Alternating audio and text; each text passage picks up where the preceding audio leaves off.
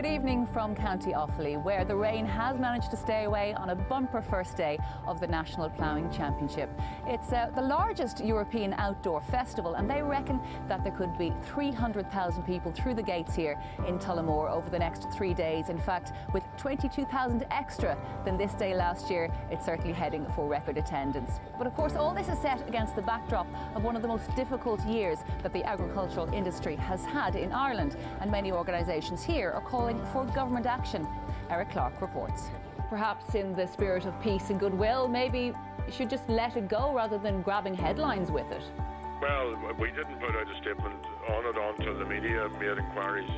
It was put up on Twitter though, I believe. I put up my invitation on Twitter. I also put up the confirmation. Prince Charles came to Mullaghmore to remember Lord Mountbatten and, of course, the 3 others who lost their lives that tragic day. But today wasn't just about remembering. Today was about reconciliation. It was about moving on. It was, as Prince Charles said, quoting Yeats, a day when peace comes dropping slow. 6 young Irish people dead and 7 others seriously injured. A city under attack as terrorists strike at the heart of Europe. From the White House to Waterford, in this special edition of Ireland Live on St. Patrick's Day, we'll be reporting from around the world and around the country. After 4 weeks of campaigning and passionate arguments from both sides, the result shows a majority support the yes vote. Do you think the credit union loans will be pulled out, Robbie? Oh, absolutely. What we know from previous tournaments that people find money from various places and fellas go out for bottles of milk and they come back 3 weeks later. Well, it's a day that has sent shockwaves throughout Europe and beyond, leaving the immediate future shrouded in uncertainty. The United Kingdom has voted to leave the European Union, a decision which is already having repercussions across Europe, the UK and of course here at home. Your story has been well told in Ireland, a rocky start to say the least. A lot of people would have sunk beyond trace with a start in life like that, but you managed to rise above it. Why was that? I had no choice. You had only just begun your life together when she was very tragically taken. How did it change you then, immediately when you found out, when it was confirmed that she had been murdered? And how did it change you?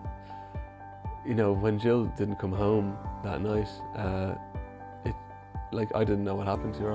I had no idea. Well, it's a landmark ruling with global implications. Apple has been ordered to pay almost €13 billion in back taxes to the Irish government.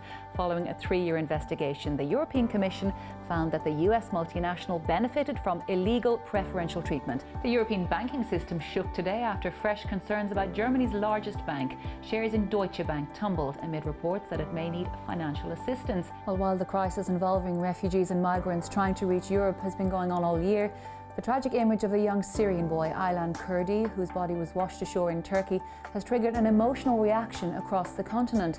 Dramatic headlines in broadcast and print media have increased the pressure on Europe to do more. The image went viral on social media. A Washington Post journalist retweeted it, saying it was emblematic of the world's failure in Syria.